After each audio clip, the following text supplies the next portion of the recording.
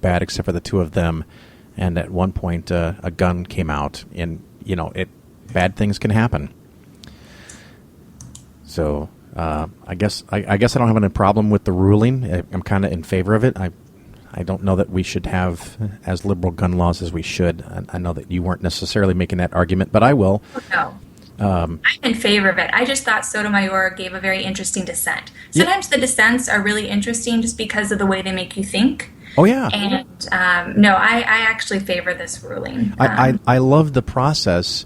It was weird bringing it up in your section, but recently I'd asked an author of a book that wrote about how the conservative court is the proper way to go, and they wrote a book about it, and I asked them to come on my show, and they declined. And I was like, I'm not going to argue with you. I want you to present an opinion that disagrees with mine so my listeners can hear something different. And they said no. But we've got one more, and in Texas, apparently, they are all concerned about women's health, and they wanted to make sure that every single clinic that might perform an abortion, along with a laundry list of rules and regulations, would have admitting status into a nearby hospital, and this would effectively close almost all centers in Texas. Yes. And that was at the Supreme Court as well, and they ruled on that. Was that today? It was. This is Whole Women's Health. And this is probably the biggest abortion-related case we've had in, I don't know, well, it's certainly the best one we've had in 25 years. Yeah. And Breyer wrote the opinion, and Kennedy joined it, which is really good to see. And we got language for the first time in years that really focused on women's health, which is surprising to say, but we don't often see it.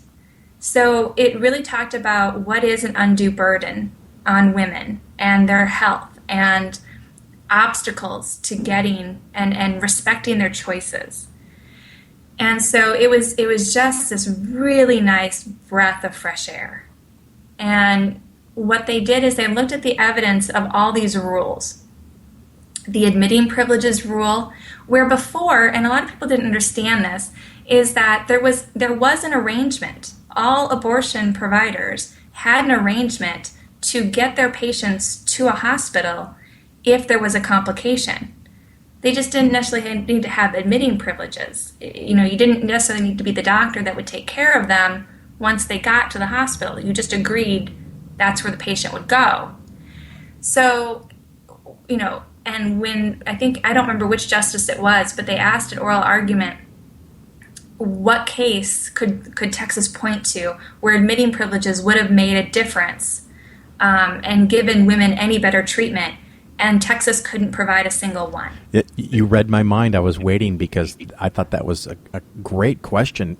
Can you give me one example of where this would have made a difference? And the attorneys for Texas had to say, no, we actually can't.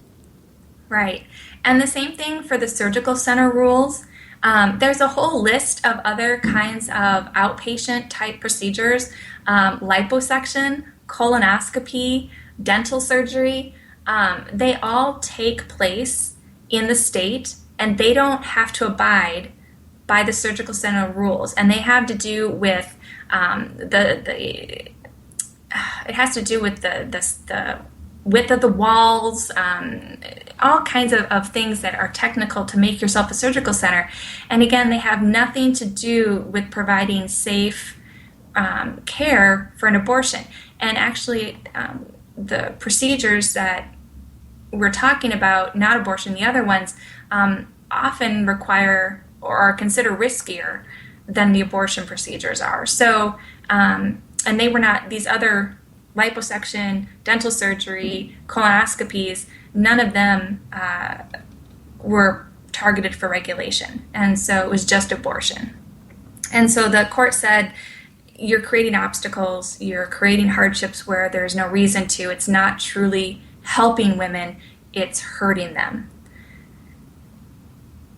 Well, I also understood that, I can't remember, I was Googling it here, maybe people heard me typing, someone high up in Texas said that the court has now taken away legislators' rights to protect women? Oh, I'm sure they have. But, you know, the people who want to get rid of abortion tend to view women as victims. You know, that an abortion is a horrible, horrible thing that happens to you. That if you have an abortion, you are irrevocably injured. You'll never recover. It's a tragedy. And you get breast cancer. What? And you get breast cancer. Right. Which you don't. Instead, what we saw in this opinion was a return to scientific evidence, to facts. And it is proven that there is no relation between breast cancer and abortions. And I have no doubt that there are women who do suffer when they have an abortion, who it is an awful, awful thing. And I would not denigrate that experience or take away their emotions. But that's not true for all women. For many women, it is a necessary thing for many reasons, whether it's medical, mentally medical, whether it's just because it is right for them. And it is not a legislative necessity to get involved. We don't get involved about whether or not women, well, I guess we have in the past, about whether they should be sterilized. We don't get involved about whether men should be taking Viagra or not. We should just stay out of it and leave it between women and their doctors, and women, if they choose to involve others, that's up to them. Now this one was a 5-3 ruling, so it was concerned that it'd be 4-4. But how did it get to be 5-3? That was Kennedy. Kennedy is the swing vote. I actually was concerned it was going to be 4-4, and if it had been, it would have upheld the Fifth Circuit, right, which ruled in favor of these. The Fifth Circuit is very conservative. So Kennedy, he switched, and he has done that before, but he's also ruled against certain abortion rights. So you never know exactly where he's going to go. And it could have easily been, you know, a 4-5 decision in the other way if Justice Scalia was still alive. You're reading my mind tonight. I was going to say that I think if Scalia was there, it wouldn't go from 5-3 to 5-4. I think it would have flipped and gone to 4-5, and it would have lost. I don't know. Yeah, well, there's no way for us to actually know, but right. I mean, he had a lot of influence, and he could come up with really clever, creative arguments that if one person buys into it, it changes the outcome. Yes. And, you know, but, you know, it's not like they're lost without him. They lost the immigration case last week, and, you know, the liberal court is not having their way. But certainly you want to have an odd number because it just leaves too many questions up in the air, and you don't want 4-4 splits. And we have had a couple of those this year. And it makes going into the next court session, you know, we had a partial year without a full court. If we don't get a nomination and somebody in, they start hearing cases again in October. We'll go a whole year, almost 2 years, without a full court. That's a lot of possible 4-4 decisions. And what that means is they'll get kicked back up eventually. And that just means more cases delayed, more justice delayed, more expense. It's just it's not good. Not good for anyone, whether you're conservative or liberal. Decisions are important. Whether you like them or not, having a definitive decision on law is important so that things can continue, you can move on, you know, find a new way to argue a case. But just being in perpetuity without knowing for sure what the court is going to do, how it's going to rule, it's not good for anybody. Is it also true, and this comes from a legal hack here, that if something comes to the Supreme Court and they rule 4-4, of course, like you said, it goes back to the previous ruling, but that only applies to part of the country? It depends, yes. I mean, when we had if you look at the case just a few weeks ago that we had on contraceptive mandates, and that was a 4-4. Well, it wasn't a 4-4 actually. They just kicked it back. What it was is if you'd had a 4-4 in that case, you had a split in the circuits. You had, I think, 5 circuits or 4 circuits that had ruled against Catholic groups like Little Sisters of the Poor that they had to abide by the mandate. And you had the 8th Circuit, which had ruled that it was a religious issue. And this is the case where whether or not religious organizations that objected to providing contraception had to provide notice to the government that they didn't want to do it. Right. And so if they had split 4-4 and kicked it back, the 8th Circuit would have said you don't have to provide notice. And the third, I don't know, like there were 3 or 4 other circuits that said you did. And it would have been the law in those circuits, and in the 8th Circuit it wouldn't have been. And then they would have had to make the decision independently in the remaining circuits. Amazing. Well, Amanda, we'll have to do this more often. Where can my listeners follow you, find you, talk to you? How do they reach you? You can always follow me on Twitter at Amanda Knief, and you can come find me at legal@atheist.org and on Facebook.